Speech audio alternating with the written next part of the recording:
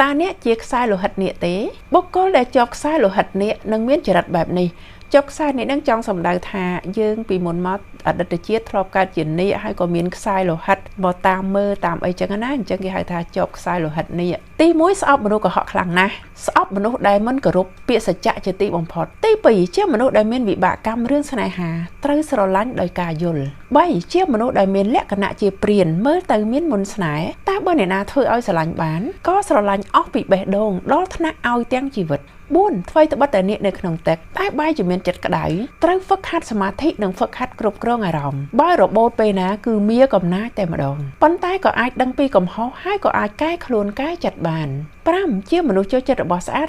ពូកែតែងខ្លួនពូកែចាយលុយទី6ជាមនុស្សចិត្តសឿងបើកើតមានអារម្មណ៍អ្នកលេងចូលខ្លួនហើយក៏ខ្លាចជាអ្នកលេងតែបើទុនភ្លុនវិញណាទុនភ្លុនផ្អែមល្ហែមអារម្មណ៍នោះប្រែប្រួលងាយ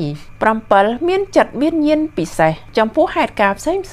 រមែងយល់សពឃើញខ្លួនឯងទៅកាន់ទីកន្លែងផ្សេងដែលខ្លួនធ្លាប់មានបុណ្យផ្សារភ្ជាប់កាលពីអតីត8បើចង់ស្រឡាញ់អ្នកណាម្នាក់លុះត្រាតែមានអារម្មណ៍ថាស្រឡាញ់ពិតមែនទៅស្រឡាញ់បើមិនស្រឡាញ់ទេទោះជាល្អប៉ុណ្ណាល្អរហូតដល់ស្លាប់ទោះជាយ៉ាងណាក៏មិនអាចមានចិត្តស្រឡាញ់បានតែបើបានស្រឡាញ់ហើយធ្វើឲ្យមានការផ្សារភ្ជាប់យ៉ាងខ្លាំងស្រឡាញ់របៀបមិនដឹងខ្លួនថាស្រឡាញ់ទី9ជាមនុស្សចិត្តបុណ្យចូលចិត្តធ្វើបុណ្យថ្វាយបង្គំព្រះចូលវត្តបដិបត្តិធម៌ទី10ជាមនុស្សឆាប់ធុញរមែងខូចចិត្តងាយពូកែលេងពូកែងោញាក់ញក់ពូកែតូចចិត្តពេលខឹងចូលចិត្តបច្ចោះមាត់ផ្សេងចិត្តសឹងតែបើរឹងមាំពេលណា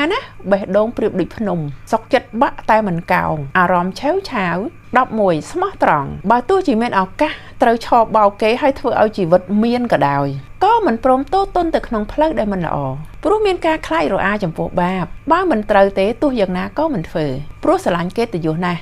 12អានឹងមានមួយផ្នែកទៀតអ្នកកើតជានាគរមែងជួបរឿងបែបនេះធ្លាប់លងទឹកឬក៏កើតអបតវហេតុផ្លូវទឹកហើយក៏រួចខ្លួនបានមកវិញបែបបដិហា13ខ្លាចទឹកខ្លាចទន្លេតែចូលចិត្តលេងទឹក14ចូលចិត្តរក្សាសិលតែរមែងមានហេតុធ្វើឲ្យខុសសិលជាពិសេសសិលខទី3 14ចូលចិត្តធ្វើបុណ្យថ្វាយបង្គំព្រះតែចិត្តក្តៅដូច្នេះហើយសូមឲ្យហ្វេនញាតិពធដែលចូលមកស្ដាប់សូមឲ្យជីវិតទៅបានឆ្ងាយឆ្លងផុតបញ្ហាឆ្លងផុតឧបសគ្គឆ្លងផុតក្តីទុក្ខឆ្លងទៅកាន់ភាពជោគជ័យឆ្លងទៅកាន់ក្តីសង្ឃឹមឆ្លងទៅជួបតែរឿងល្អឆ្លងទៅកាន់ក្តីសុខ